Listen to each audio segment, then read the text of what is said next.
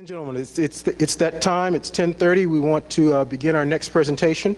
As you can see from the screen, there's been a small change.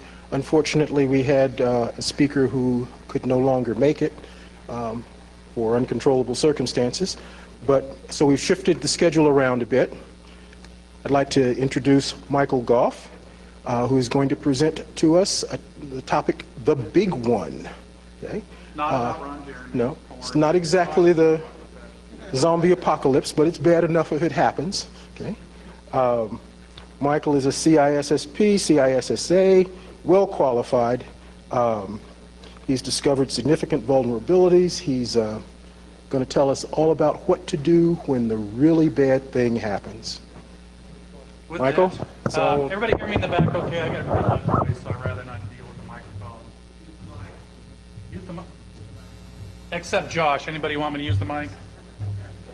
All right. Oh, that's right. Recording. All right. That's definitely louder.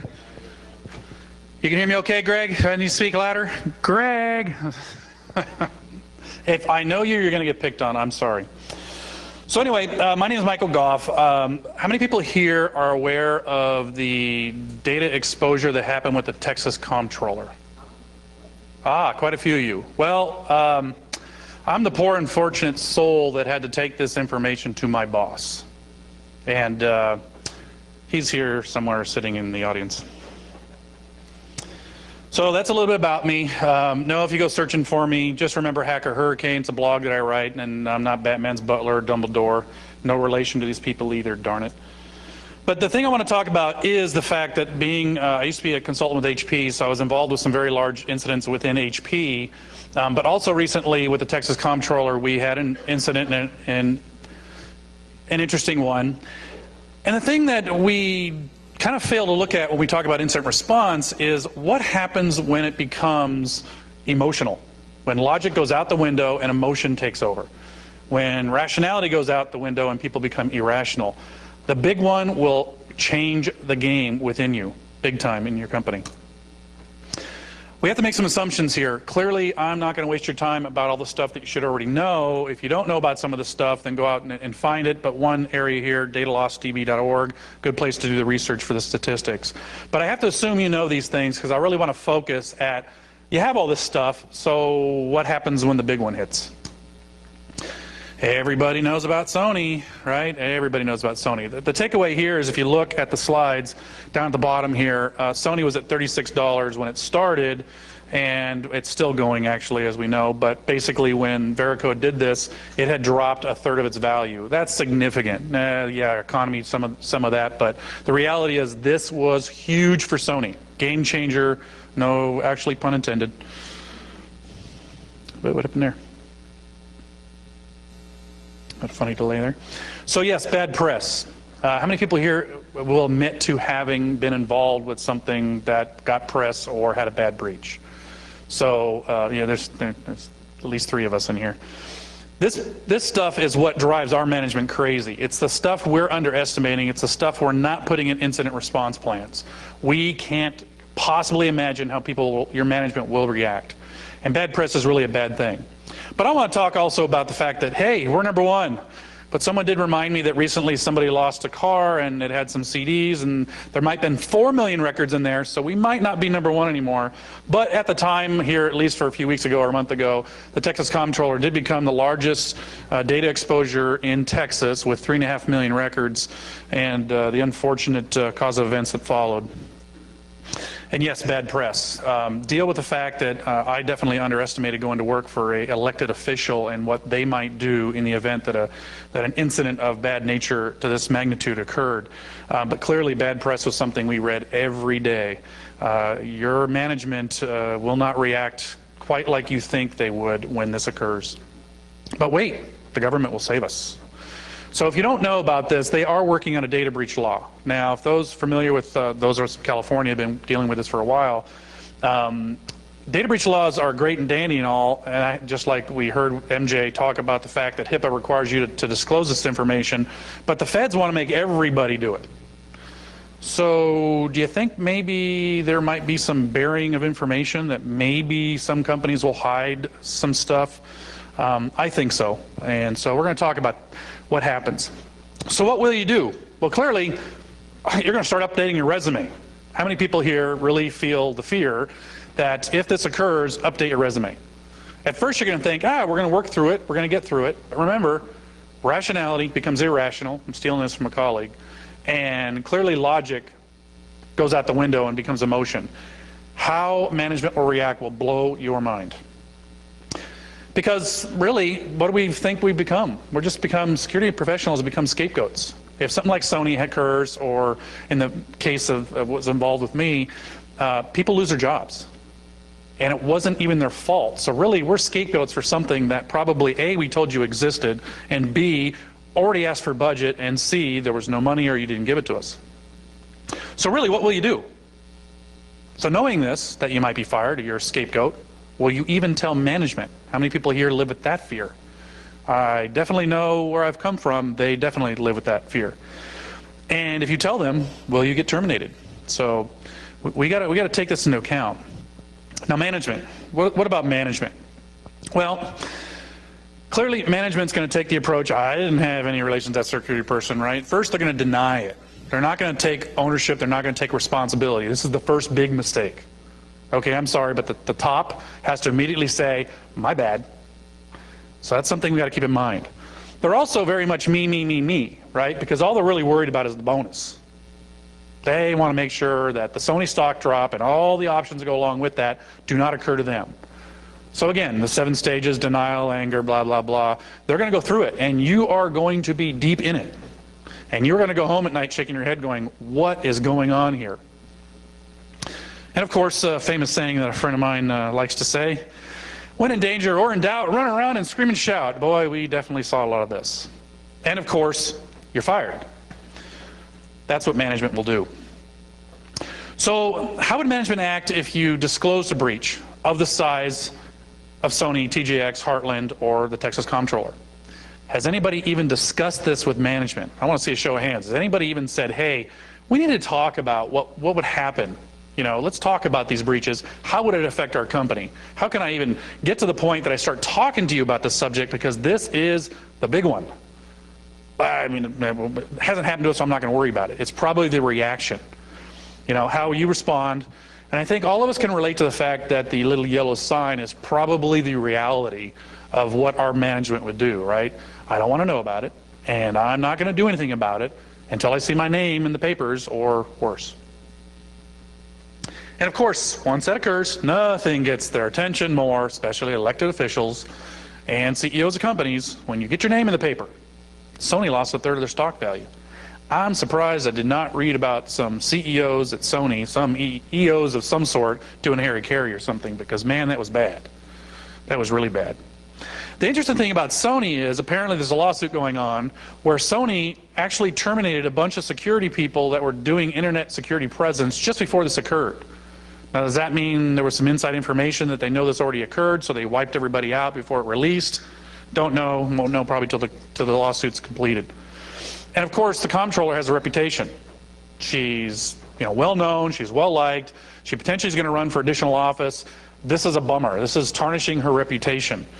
And again, your CEOs or your CFOs who might become CEOs are going to react to this kind of situation. And will they make it worse, or will they make it manageable? Us as security professionals have to think about this and realize we have all the plan in place, but this incident is going to definitely change things. And what about you? So let's talk about what you can do.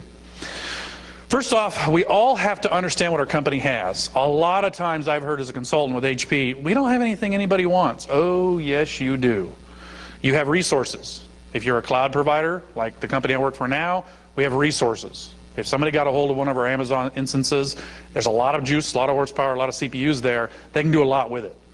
There's nothing in there that you may need, but that device is something they want.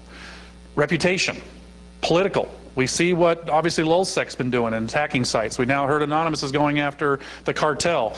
That's hackers going after drug people. That's an interesting thing to think about. So you really have to figure out what it is. And again, I would have probably never put the comptroller's reputation down as something that I would have really said is a key asset. but it really is. So we have to start considering these kinds of things, because that reaction is what you're trying to avoid. You're trying to make sure that she can maintain political office, or he, or whoever you work for. So really figure out what that is. Get everybody to agree what that is. Have you discussed these kinds of things? I talked about this before, but this is something you need to do. We need to get to the point as professionals to say, look, management, we got to talk about this. We need to start talking about this now, so in the event it happens, we're not surprised and we're not completely emotionally reacting here, and we're not irrational. We've actually thought about this a little bit, so at least it's in our minds. Hopefully, maybe even down on paper if you go far enough. That would be really good. And yes, train management. We do security awareness training, right? We all try to train our users, but what about the reactors when something goes boom? And hey, I think TGX was really clever.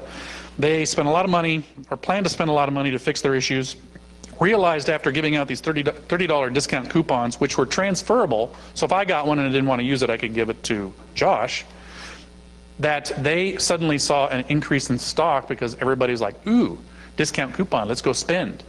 So from their perspective, whoever came up with this idea, marketing-wise, to deal with the big one was clever, because clearly it would diffuse internally what happened, and they didn't end up spending a lot of money on the improvements they were told they needed. So again, you talk about this ahead of time, you might think about what you could do to prevent management from freaking out. Role-based awareness training, we talk about it. ISO says we have to do it, NIST says we have to do it, everybody says we have to do it, but has anybody here have management role-based training? Show of hands, anybody? Nobody's raising their hands. So why isn't management a role? Incident management is something we have to do. They are a role in incident management. Yeah, lower management, lower management. No, we need to get to upper management role training here. We need to get them to start thinking about this. We don't want the train wreck to occur. We want them to start thinking about, in this case, a retailer saying $30 coupon, ooh, that would really diffuse things. Because the people who stop buying from you, AKA Sony, or even worse, Netflix, what they just went through, right? Just in the fact that they tried to raise the rates and split the service. Oh, we're not splitting the service. They got to think about this stuff before you execute, so you can kind of mitigate the scenario. And again, why is it important not to drop the axe before incident management can fully take hold? If you start firing people before you've completed your work, you're going to lose a lot of talent. And for those of us who are security researchers, there's an interesting side effect of being a security researcher, which we saw from down under. Patrick Webster, if you're not familiar with what happened there, he found a system that did some invoicing. Him and a friend happened to be looking at it, saw some information in the URL, said, oh, what if I change this to number 2 or whatever he did, and he got his friend's invoice information. He went, oh. So they wrote a script, they harvested about 500 records and realized, oh crap, these people have an issue. And like good researchers and security professionals, they reported it. And of course the company said, thank you, thank you, thank you. We really appreciate that. A few days later, the government shows up at his door, the authorities show up at the door and says, you are in trouble. They tried to press charges against a researcher for harvesting 500 records, when in reality, he did the right thing. Well, what happens when you do that? People start to talk. People have already left the company when this problem was originally discovered. Things got blown out of proportion. And one thing we know for sure, I can tell you for sure, I experienced this in my data exposure, was people talk once they leave. There was things I saw in the press that there's no way anybody else knew except the people in this room. And that really concerned me, because that means there's some angry people trying to, in the case of the comptroller, CPA was just trying to CYA. I'll steal that from a friend of mine. So keep that in mind. Or will they cooperate like the card key vendor? I'm doing a presentation with Ian after lunch about a card key exploit. Actually, it's not the key itself, it's the whole system. And I highly recommend you come look at that. We're going to have the device actually set up in the locksmith area. But this vendor, we notified US CERT about the vulnerability, and within 6 days of sending them a certified mail message, the CEO of the company contacted us. 6 days. They have been the most cooperative company ever. They have provided us all the hardware we're about to show you this afternoon. They updated their software based on our recommendations, and amazing. But they could have very well said, ooh, you know our systems are used in government agencies. We don't think you should talk about this, and here's why. So are they going to be cooperative, or do people reporting stuff? Users, right? Every one of us has public users. What will your management do? How seriously will they take, I found this problem, will you fix it? We all work with vendors. I am a third-party vendor for you. I found this problem. Salesforce does scans of their partners. For example, I found these issues. You need to fix them, or I'm going to cut off your contract. How does management think about that? What kind of priority? It's important to know that and how you're going to deal with that. And you may pay a reward. Google does it with browsers, right? That's Firefox as well. The blame game. Yep, clearly everybody wants to do this. And that's something that is a problem. Because the reality is when you're reacting or overreacting and you've gone completely emotional with the situation, blaming somebody is the absolute wrong thing to do. So if you don't talk about this to your management first and say, look, incident management says we investigate, we gather information, we do a post-mortem, and we say, this is what broke, this is how it hurt us, and this is what we do to prepare for it. If you overreact before you do all that, this pointing games and finger stuff, you're going to fire the wrong people or make your situation worse. And really, it's everyone's fault. Get that to be agreed to as part of this enhanced role-based management training or incident response improvement. Were you understaffed? Were you under-budgeted? How many people here think they're not understaffed or under-budgeted? I should see everybody's hand go up, right? No. Yeah. One thinks he's properly staffed. That's rare. And of course, something to consider, believe it or not, if you really need to fire somebody for political reasons, find somebody who already left. Consider that as an option, believe it or not, because they left. There might be somebody you could actually blame for this. But consider these factors as a part of talking to management. We seriously need to talk about this thing so we can prepare for it. So training management. So what do we train in management? What's important for them to think about? Do we have options? Do we know what's going to happen? How do we act before the big one hits?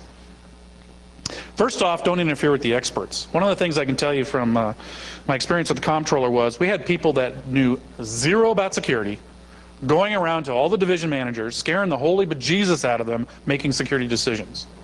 That's bad. That is really bad. You really have to leave this kind of stuff in the hands of the experts. And management needs to understand and accept that. If you don't trust us now, and we can't get that line of communication going for this kind of problem, you can pretty much guess that that first slide I had about you updating your resume is something you should seriously consider. It is definitely, I definitely look at the companies I work for much differently because of this. Hiring consultants. Oh, we got to bring in Gartner. Oh, we got to bring in consultant A. We got to get an evaluation of this. Wait a minute. I can tell you what's wrong with this environment. I've already reported it, or I can tell you pretty quickly what's wrong. You're understaffed, under-budgeted, you didn't buy these 5 recommendations. This, in the case of Sony, Veracode says a $10,000 scan would have prevented this. They would have found the SQL hole, fixed it, and this would have never happened. All right, so we already know this information. And you got to get management to trust us to some point that we can tell you a lot cheaper. And I can tell you the cost of these consultants were as much or exceeded the amount of money we needed to have presented the problem at the comptroller to begin with. That's not a good thing. That's a waste of money and it's a waste of resources. Yes, information security is underfunded. How many people here don't agree with that? It's underfunded, right? We are insurance. The companies don't want to pay for it until something big happens. A lot of people told me, the consultants, we're not going to spend that kind of improvement unless something really occurs. But how big, they don't comprehend a Sony or comptroller related incident. And that's the part we really need to get in their minds, to think about it. Even if it's a month or 2 or 3 or a year, we really need them to think about this. I don't want to lose my job and I really want to help you succeed, but we need to know. And you don't want to go down the scapegoat scenario where you just start blaming people and throwing them out the door. If you lose key individuals in your environment, what happens? A, you lose the people that actually know the most about your environment. B, the amount of time it takes you to improve the environment just slowed down. What used to probably take you a month or 2 or 3 is probably going to take you 6, 7, or 8. So now you're vulnerable even longer. And worse, because you're overreacting, people get scared. What happens when people get scared? They leave ship. That's the reality of it. InfoSec people can help here. Many of us are motivated by the fact that this is cool. This is forensics. This is, I really want to know what's going on. I really want to delve into this. Ooh, look what I found. So it's fun for us, sort of. It really is. This is one of those areas that's not paperwork. I got a nod in the back. This is not the paperwork. This is not the policy. This is not the governance. This is the cool shit that we actually get to deal with. How'd they get in? Where did they get in? What did they do? How long were you here? That's the stuff I know a couple people in this room are really good at. And I'd hate to lose them in the event of the big one. Others loyal to the scapegoats will leave the company. I lasted a month at the comptroller before I got the hell out. I became the acting ISO, and I said, you people are freaking crazy. And I left. Because A, you weren't making progress on a ship that we had headed the right direction. You turned it around, sent it back to port, and you restaffed. I'm sorry, but no, wrong approach. You're not any better off. You're going to get beaten up. People are going to continue to talk. And since then, I have seen leaks in the paper about what the comptroller has not done. Wrong approach. I think it was totally the wrong approach. Firing or the threat of termination, once you do this, how do you think anybody worked for the comptroller now after 2 people were fired, 4 people were fired? How confident do you think the people are there with their jobs, or how many people do you think left? Our department, all the people that are hired since me or that my boss hired before me are all gone. That's not a good thing, because I worked with a great staff, 3 of the best people ever. They're gone. That's not good. Your company does not prosper there. I can tell you HP, we had the same problem. And again, it's not anyone's one person's fault. Management's the one that tells us we can or can't do anything. I mean, you may find total and utter incompetence. That's entirely possible. And that person deserves to be fired. But you really need to have all your facts. You really need to understand it. And you really need to say, hey, this is what cause and effect. This is the final result. Yes, that entity, person, department, people were at fault. Don't say, I need to fire somebody because I need to show something changed. People are chewing down my neck. This is the overreaction. This is the emotions coming out. And you will weaken your environment if you do emotional overreaction. So takeaways. So here's what I want you to take away with this. I want everybody to start thinking with these couple slides. This will be posted on my website, and I'll provide it to Michael as well for HouSecCon. We need to prepare our management. We have an incident response plan. It may be the greatest on the face of the planet, but we do not have anything in here about this. We need to create role-based training for management. We need to figure out how to have a conversation, lunch and learn. How do you invite your XOs into some meeting to say, let's talk about this. Let's start thinking about it. You're a retailer, maybe a coupon. If you're a cloud provider, oh boy, what about contracts? What happens if you get pwned? You may now start seeing requirements to tell you any breach in any of your infrastructure in the cloud, you might need to report it. And suddenly that's going to cause them to terminate contracts. A lot of things you got to think about, but start talking about this. Think about a fake faux cyber event. Anybody ever participate in Cyberstorm 3 other than you two and me? Anybody? No, nobody's done any Cyberstorm 3 stuff? We'll talk about that in a second. Create pre-decisions. Okay, we're a retailer, we're TJX. If something big like this happens again, I guarantee you they're going to put another coupon out. Pre-decision's been determined. I agree we do not do any press releases for 2 weeks. I agree the management, number one person will come out and say, we're investigating this, we'll let you know in 10 days. Whatever it is, that pre-decision can come out that can help you to give people time to get information. Management needs information, they want it yesterday. Pre-decisions have got to take place. Try to come up with clever responses. Get management to consider the worst case scenario. Not that something failed and it's unavailable, but that this person is now targeted, it's going to be written up in the paper, oh my gosh, the big one, the really big one. Play nicey nice with security researchers. Many of us have morals. And do not do something stupid like have the authorities go to them unless you have absolute proof they did this on purpose and there's some serious evidence there. It will just make you look like a complete idiot. Warn them of the loss of talent. Talk to them about Sony. Sony tried to, and posted this made all the tweets. If anybody didn't see this, I'd be amazed, where they tried to hire some application security specialists. Those postings were open for over 3 months. This is Sony. Who wouldn't go work at Sony before this? Everybody would have gone at filling the applications. Comptroller could not get decent resumes. They're just now, 6 months later, filling the vacancies that we had for 7-8 months. That's tough. People are scared. They're shy away from those kind of companies. Because A, they know they're going to be scapegoats. B, what kind of cluster bomb am I getting myself into? I don't want to work there. Build trust. One of the things we don't have with management is trust. We need to get in there and realize that we are there for their CYA. That's our purpose in life. And so try to get that. Get them to not play the blame game. That's not good. Cost savings by trusting. Don't go hire a bunch of consultants. Spend that money on actual improvements. Please trust us. Please listen to us. This is what we'll need. We have the priority. It comes up every year. Everybody does budget. Everybody has a priority. Everybody gets some sort of funding or not. And so just execute on the plan. And then if it doesn't work, you can fire us later. But be proactive. That's the big one. Be proactive.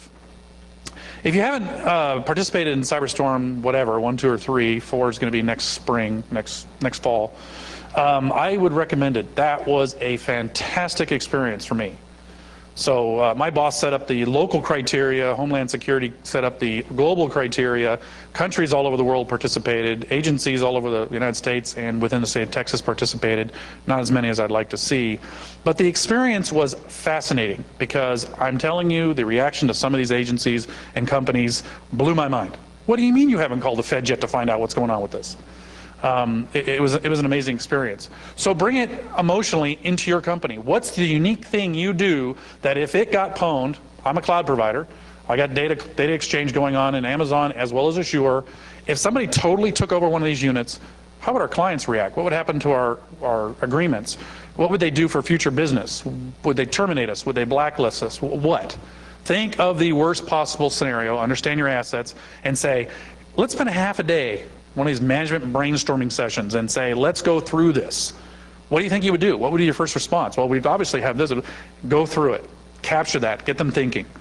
And that's what Cyberstorm 3 was all about. Go through this. Try to see if it would work. Dry run. Probably the worst DR experience you're ever going to have, because at least DR, they've gone through it for years and years and years. This is kind of new and nobody does it.